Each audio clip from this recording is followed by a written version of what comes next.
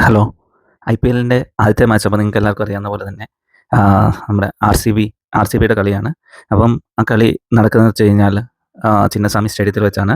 അപ്പം സാധാരണഗതിയിൽ first opening മാച്ചിൽ നമുക്കറിയാം, ഒരു ഓപ്പണിംഗ് സെറമണിയും അങ്ങനെ കുറച്ച് കാര്യങ്ങളൊക്കെ ആയിട്ട് കളർഫുള്ളായിട്ടാണ് ഐപിഎൽ സ്റ്റാർട്ട് ചെയ്യുന്നത്.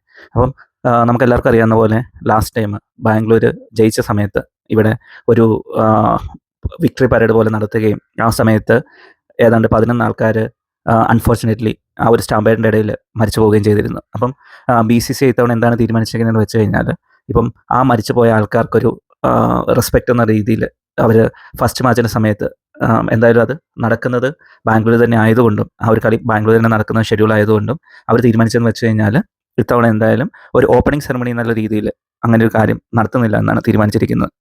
അപ്പോൾ എന്ത് തന്നെയാണേലും അതൊരു അഭിനന്ദനം അർഹിക്കുന്ന ഒരു തീരുമാനം തന്നെയാണ്.